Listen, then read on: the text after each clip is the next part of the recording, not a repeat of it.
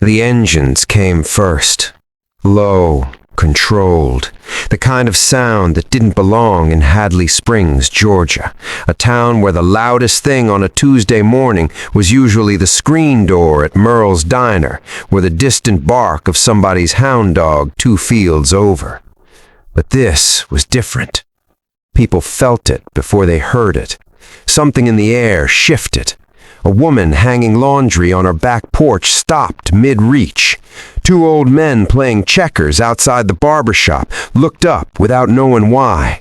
A child on a bicycle coasted to a stop, feet dragging in the gravel, eyes wide. 3 black SUVs moved through Main Street like a slow, quiet procession. Windows tinted, engines barely breathing, deliberate. By the time they reached the town square, nearly 800 people had gathered along the sidewalks and storefronts. Nobody called anyone. Nobody organized it. They just came, the way people come when something in their bones tells them they need to witness something they will spend the rest of their lives trying to describe. There was a small wooden stage near the old oak tree at the center of the square. Nothing fancy. A microphone, a few folding chairs. A local reporter stood off to the side, camera rolling, looking like she wasn't entirely sure what she'd walked into. And standing at the edge of that stage, still and quiet as he had always been, was a man most of this town thought they knew. Jack Carter. 65 years old, black, weathered in the way that only comes from carrying weight that never fully sets down. He wore a simple button shirt, pressed clean. No medals, no uniform, no ceremony in his posture. Beside him, moving slowly on older legs but never leaving his side, was Rex, a Belgian Malinois with a graying muzzle and scars along his left flank that he'd carried since before most of the people in this crowd were paying attention to him. Jack stood there and looked at those 3 vehicles and didn't move. And somewhere deep in his chest, something that had been waiting for 20 years began to exhale. To understand what this day meant, you have to go back. Not to the medals, not to the missions, not to the 22 years Jack Carter spent as a Navy SEAL in places most Americans will never see on a map. You have to go back to the quiet, because that's what broke him, not the war. The silence after it. Jack came home to a house that was too still. His wife, Eleanor, had passed while he was on his 3rd deployment. A stroke, sudden. He'd gotten the news through a satellite phone in a forward operating base, and he had done what soldiers are trained to do. He had completed the mission and come home afterward to bury her alone. His son, Marcus, had drifted in the years Jack was gone. By the time Jack returned for good, Marcus was already somewhere Jack couldn't reach.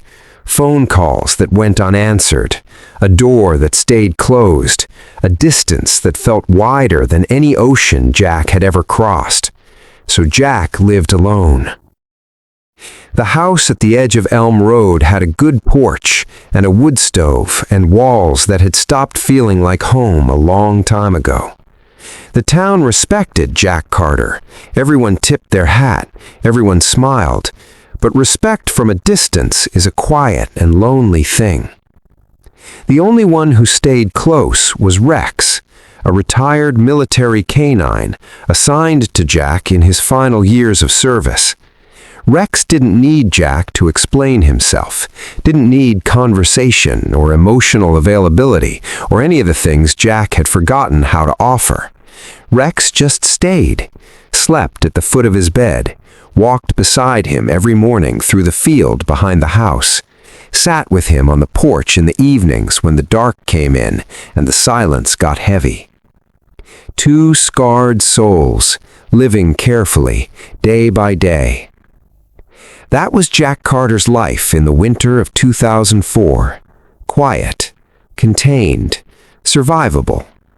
Until a Tuesday morning when the phone rang. The social worker's name was Patricia Owens. Jack had met her once at a church fundraiser.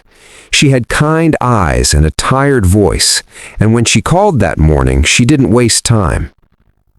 "Jack," she said, "I've got 3 boys, brothers. I've made 11 calls in 4 days and I've got nothing. Nobody will take them together." Jack said nothing. He stood in his kitchen with his coffee going cold and looked out the window at the frost on the grass. "How old?" he asked. 14, 11, and 8. He closed his eyes. "Patricia, I don't know the first thing about raising children." "I know," she said, and then she was quiet for a moment. "Jack, if I don't find someone by Friday, they get separated. Different counties, different homes. They'll lose each other." Something moved through him then, old and deep and military. In war, he knew exactly what separation meant. It meant vulnerability. It meant the kind of alone that changed a person permanently. It meant leaving your people behind. He looked down at Rex. Rex looked back up at him, still, patient, waiting. Jack exhaled slowly through his nose. "Bring them," he said. They arrived on a Thursday evening in a county vehicle that needed new shocks. They stepped out one at a time, each carrying a garbage bag that held everything they owned in the world. James was 14 and walked like someone who had learned early that the world was going to disappoint him and had decided to disappoint it first. His jaw was set, his eyes were flat and measuring. Daniel was 11 and angry in the way that only comes from being failed repeatedly by adults who were supposed to protect you. His fists stayed loosely clenched at his sides, even when there was nothing to fight. And Thomas was 8 years old and completely silent. Not shy, not nervous. Silent in the way that a child goes silent when the world has taken too much from him and he has decided, somewhere deep inside, that speaking is no longer worth the risk. Jack stood on the porch and looked at the 3 of them for a long moment. He didn't kneel down, didn't open his arms, didn't make promises he'd seen broken too many times to count. He just said, "You eat when I eat, you tell me the truth, and in this house, nobody stands alone." The boys said nothing. They'd heard things before. But then Rex moved. He came down off the porch steps slowly, the way he always moved, deliberate, calm, reading the air. He passed James, he passed Daniel, he walked directly to Thomas and sat down in front of him with the quiet authority of an animal that understood something human words couldn't reach, and he rested his head gently on the boy's shaking hands. Thomas looked down at him. His small chest rose and fell, his eyes filled. He didn't pull away. For the first time in longer than anyone knew, Thomas didn't pull away. Jack didn't raise those boys with speeches or sentiment. He raised them with presence. Morning runs before sunrise, all 4 of them moving through the cold Georgia air without much talking. Dinner at the same table every night, same time, no exceptions. He didn't yell, he didn't threaten, he just showed up, consistently, immovably, like a wall that had decided to become a home. When Daniel got into a fight at school and came home with split knuckles and suspension papers, Jack didn't punish him. He drove him to a boxing gym the next morning. "You want to fight?" Jack said quietly, "then learn what control feels like first." Daniel stood in that gym doorway for a long time. Then he walked in. When James started staying out late, testing the edges of everything the way 14-year-olds do when they're trying to find out if the floor will hold, Jack didn't chase him. He sat on the porch and waited. Every time. Food still warm in the kitchen. One night, James came home at 2 in the morning and found Jack still in the porch chair, reading by lamplit. "You don't have to wait up," James said. "I know," Jack said and turned a page. "Go eat something." And Thomas? Jack never once pushed him to speak. Every night before bed, he sat beside the boy on the edge of his mattress and read aloud. Old books, adventure stories, sometimes just the newspaper. Rex curled at Thomas's feet, the lamp low, the house quiet in a different way now, full instead of empty. 3 months in, Thomas climbed into the chair beside Jack during one of those evenings and leaned against his arm without saying a word. Jack kept reading, didn't make a thing of it, but his hand came to rest gently on top of the boy's head, and he kept reading. The storm came in January without much warning, the kind of winter that Hadley Springs got maybe once a decade. Ice on the roads, power lines down across 3 counties, temperatures dropping in a way that turned the world sharp and dangerous. It was nearly midnight when Jack heard Thomas's breathing change. He was out of bed before he was fully awake. The boy was burning. Fever spiking fast, lips going pale, chest working too hard for air. Jack pressed his hand to Thomas's forehead and felt the heat radiating off him like an open oven. No power, no phone signal, roads sealed under ice. Jack didn't panic. He'd made decisions in worse conditions than this, with less time to make them. He wrapped Thomas in every blanket in the house, pulled on his coat, and lifted the boy against his chest, the way you carry someone you are not willing to lose. Rex was already at the door. They stepped out into the dark together. The wind cut across the open fields like something with intent. Ice cracked under every step. Jack moved carefully, deliberately, his arms locked around Thomas, the boy's face tucked against his neck. Rex ran slightly ahead, then circled back, staying close, reading the ground. Jack fell the first time crossing the ditch at the end of the road. He went down hard on one knee, caught himself with one hand, never let Thomas shift. He got up. He fell again on the hill that led down toward the county road, both knees this time. The cold came up through his palms from the ice. He got up again. Because you don't leave your people behind. That was not a rule he followed. It was a thing he was made of. They reached the highway 40 minutes later. A passing truck saw them and stopped. The hospital was 12 miles away. The doctor came out 2 hours later and found Jack sitting in a plastic chair in the hallway with Rex at his feet, still in his coat, hands folded, waiting. "Another hour," the doctor said quietly, "maybe less." Jack nodded once and said nothing.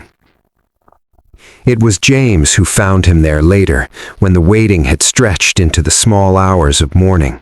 He sat down beside Jack in the hallway, and they were quiet for a long time. Then James said, "Why are you doing this?" Jack turned and looked at the boy, really looked at him. The hard eyes that had started somewhere over the past months to look a little less like armor and a little more like a person. "Because nobody did it for me," Jack said. James didn't say anything back, but something in his face shifted, quietly, permanently, like a door that had been closed for a very long time, deciding to stay open. Spring came. The boys were healing. The house that had been empty for years had noise in it now. Arguments about the bathroom, laughter at the dinner table, Rex's nails on the hardwood floor following Thomas from room to room like a shadow that loved him. Jack let himself believe, carefully and quietly, that this was going to hold. Then the black car came. It pulled into the driveway on a Wednesday afternoon, and a man stepped out who carried his wealth the way some men carry weapons, visibly, deliberately, as a reminder of what they could do with it. He introduced himself as Gerald Beaumont, the boy's maternal grandfather, a name that meant money in 3 states. "I'm here for my grandsons," he said. Jack stood in the doorway and looked at him with the same stillness he'd used in rooms far more dangerous than this. "They're not leaving," Jack said. Gerald Beaumont looked at him with something that wasn't quite contempt, but was close enough to it. "I have attorneys, Mr. Carter, and I will use them." The legal process moved the way money moves, fast, certain, and without much interest in what it costs the people in its path. Jack hired the best lawyer in the county with money he'd saved from 30 years of military pay. It wasn't enough. The courts looked at Gerald Beaumont's resources and Jack's single-income household and made the decision that systems often make when they measure love in the wrong units. The day they came to take the boys, James fought it with words, Daniel with his whole body, until 2 adults had to hold him still. Thomas didn't fight. He just held on to Rex with both arms, face buried in the dog's neck, until they gently, firmly pulled him away. Jack stood in the doorway of his own house and watched his family be taken from him. For the first time since he'd come home from war, he had no next move, no mission, no action that could change the outcome. He just stood there. Before the car door closed, James looked back through the window. His eyes found Jack's and held them. "We'll come back for you," he said. 20 years is a long time to keep a promise alive. Jack kept the house the same. 3 rooms untouched, beds made, curtains the same, a small worn book on Thomas's nightstand where he'd left it. Every evening, Jack set 4 plates at the dinner table, out of a habit he never tried to break. The town moved on the way towns do. Jack moved forward the only way he knew how, one day at a time, one morning run, one quiet evening on the porch with Rex growing slower and grayer beside him, but never once moving to a different chair. Soldiers don't abandon missions, even when the mission looks from the outside like waiting. So he waited. It was a morning in the spring of 2024 when Jack heard the engines. He was on the porch with his coffee. Rex lifted his head first, ears forward, reading something on the air.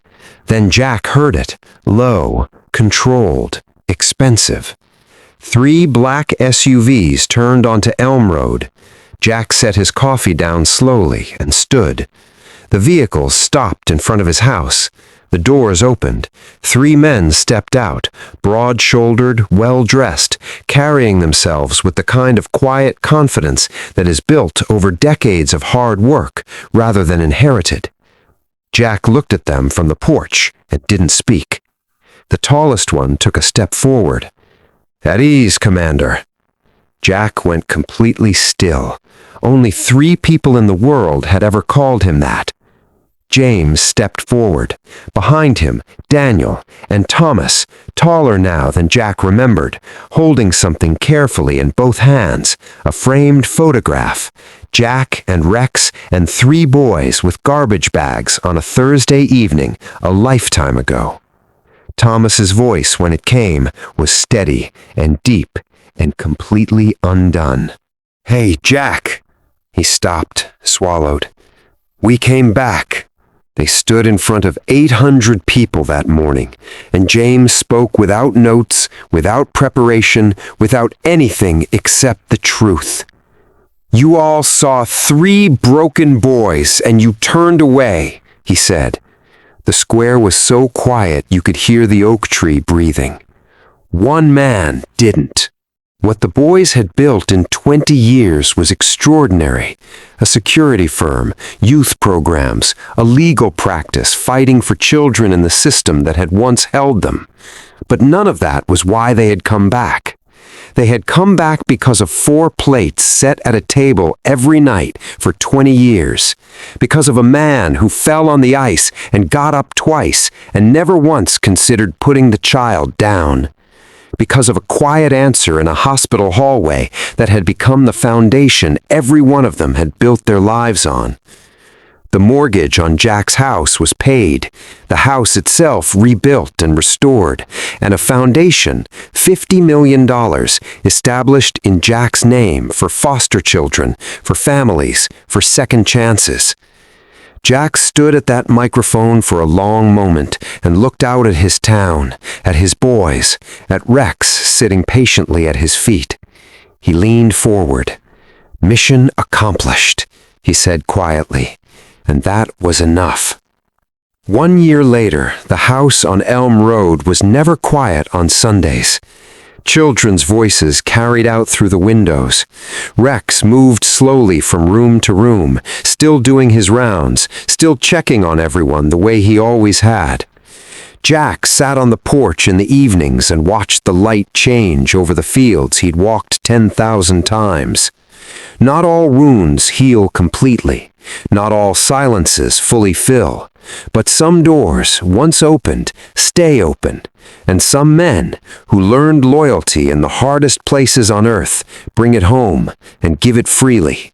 To boys who needed it, to a town that forgot it, to a dog who never once doubted it. Because real courage isn't measured in missions completed or medals earned.